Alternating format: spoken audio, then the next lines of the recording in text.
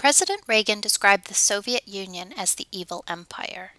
His advisors disagreed on whether to negotiate with the USSR. Opponents argued that the Soviets would not keep their agreements, and negotiating with the USSR would create a false sense of security. Reagan endorsed a military buildup to counter the Soviet Union and proposed an 8-year, $2.3 trillion defense budget increase. Initially, Congress approved most of the budget increase, but later expressed reservations about the B-1 bomber, MX missiles, and Star Wars, state-of-the-art anti-missile system.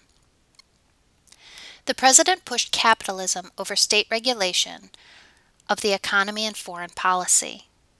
For example, the United States refused to sign the UN Law of the Sea Treaty, regulating mining of sea resources, because the president did not believe it adequately protected the rights of American business to develop and exploit undersea mineral deposits. The Reagan administration abandoned the caution created by the experience in Vietnam and favored a more activist foreign and military policy to counter pro-Soviet nations in the Third World. Reagan supported the use of the CIA to channel aid to anti-government forces in Afghanistan, Islamic guerrilla forces fighting the Marxist government and Soviet troops. CIA operations included giving aid to Jonas Savimbi to fight the pro-Russian government of Angola and to anti-government forces engaged in a guerrilla war against the Marxist-leaning Ethiopian government. The most controversial of the CIA operations that became public was American support for the anti-Sandinista rebels fighting the government of Nicaragua. To counter the Soviets in Europe, the United States placed Pershing II and cruise missiles to act as a counter to Russian SS-20 missiles. President Reagan authorized discussions with the USSR on limiting intermediate-range missiles, but the negotiations collapsed in 1983. They would resume during his second term in early 1985. Efforts to reach a new SALT II also failed. The strategic arms reduction talks were pushed by anti-nuclear activists and members of Congress. But President Reagan had little faith in renewed talks. Soviet leader Yuri Andropov, who replaced Brezhnev when he died, expressed opposition to the Star Wars initiative announced by President Reagan in March 1983. Andropov warned it would lead to another arms race between the USSR and US.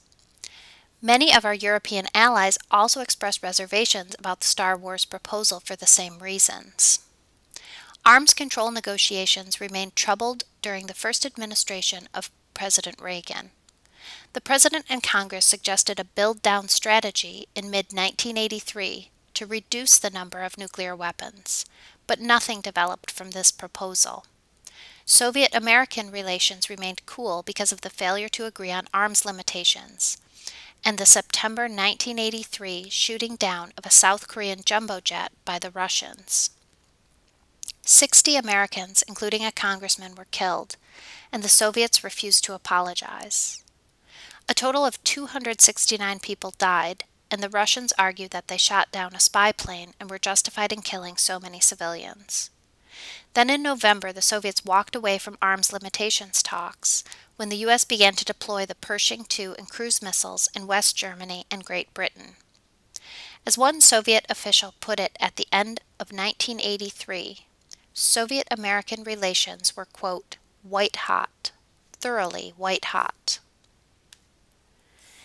Concern about communist advances in Latin America led President Reagan to provide financial and military support to the civilian military junta of José Duarte in El Salvador from 1980 to 1982 against local rebels.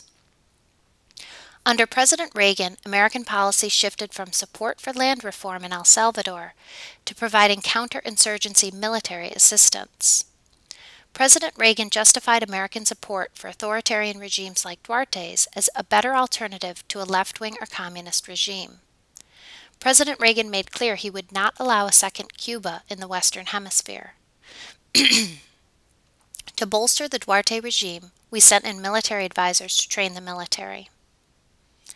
President Reagan was willing to abandon the Carter emphasis on human rights, but a majority in Congress qualified American aid to El Salvador by insisting that the Duarte regime improve its human rights record as the condition for the aid.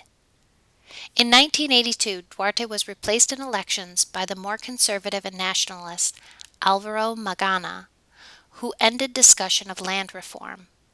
The U.S. continued aid, and Reagan warned that the United States would send in troops if either Soviet or Cuban forces appeared in Latin America. American supervised elections in 1984 led to a return of Duarte to power, and the activities of the death squads decreased, providing some evidence of an improvement in human rights under Duarte's second term as president. Congress continued to fund the war against the rebels in El Salvador, which continued through the remainder of the Reagan presidency. To demonstrate American power and teach the Cubans and Sandinista government a lesson, the United States intervened in Grenada on October 25, 1983. The Reagan administration wanted to eliminate a Marxist-oriented faction that had taken over from a charismatic but wavering leader. About 2,000 American Marines landed and defeated stiff resistance from Grenadan soldiers and Cuban construction workers. Another 4,000 American troops landed and consolidated American control over the island.